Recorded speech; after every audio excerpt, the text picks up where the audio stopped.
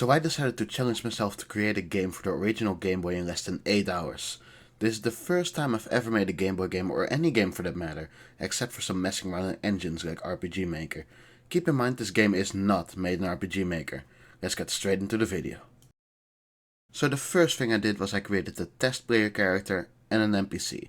I also added some test dialogue event.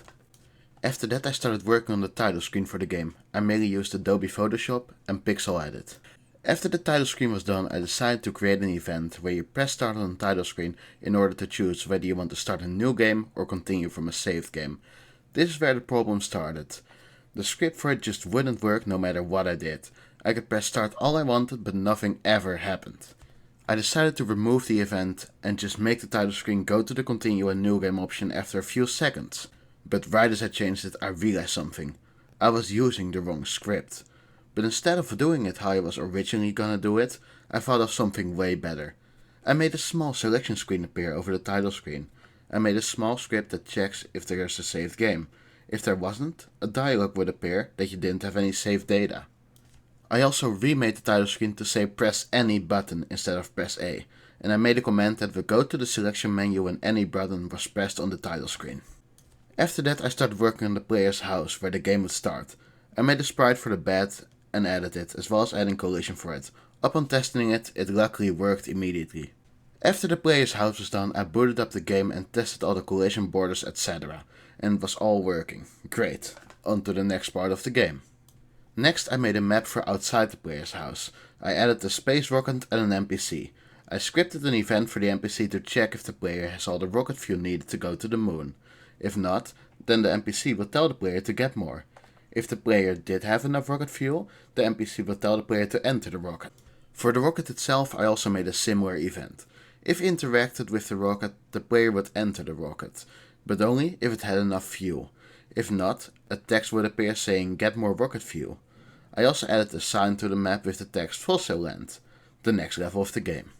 But suddenly I realized something. The script I was using would lock the player in place until the player finally pressed A to interact with whatever was in front of it. While I was thinking about how to fix that, I decided to add a way to save. I made a small sprite that was used for saving.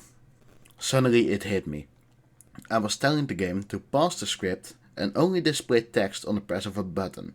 So I changed it so once the player was in front of an interactable object, it would attach that text to the press of the A button. Once the player walks away from the object, the text would detach itself from the A button. After I had it fixed, I started working on Fossil Land. I decided to make Fossil Land a maze level. After drawing sprites and adding collision, it was mostly done. I decided to add some skulls and bones to the ground in the maze to make it look just a little nicer. I also started working on the second part of the Fossil Land level. I drew sprites for big bones and added them. After this was done, it was testing time. I realized that for some reason the save event didn't work in the fossil level. I had no idea why. However, I realized I just didn't add the script to save yet. So I did, and it worked. By now we were about 5 hours in, and I knew I had to hurry. I decided it was time to move on from Fossil Land, so I started working on Alton Sunland, the next level of the game. Instead of a top-down 2D, this was a platformer level. I changed the character movement to platforming movement, drew the level, added collision. I also added a save point in the background that the player could access by standing in front of it and pressing A. After that I made a game over screen.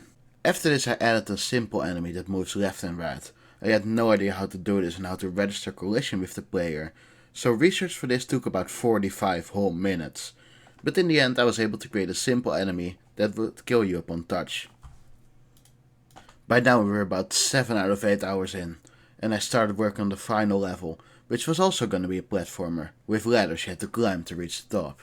But suddenly I changed my mind on something, the save spot in the previous level. Instead of standing there and pressing A, I decided to put it in the air and make a script so you could hit it by jumping against it from the bottom.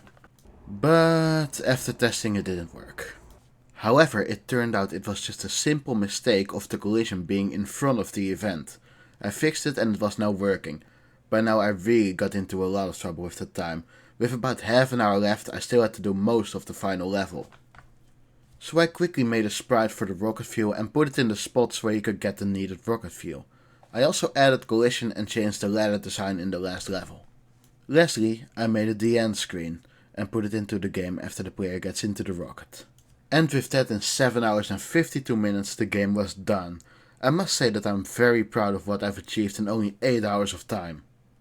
I'll leave a link to the game in the description of this video. It's available to play for free in your web browser on itch.io, or you can get it for $1 on my Patreon. The Patreon version is special because it has a downloadable .gb file, so you can play it on any Game Boy emulator on your computer or phone. And if you know how to do so, you could even play it on an actual Game Boy. I hope you guys enjoyed this video. If you liked it, then don't forget to subscribe. It really helps me out a lot. And don't forget to check out my other videos. I'll see you in the next one.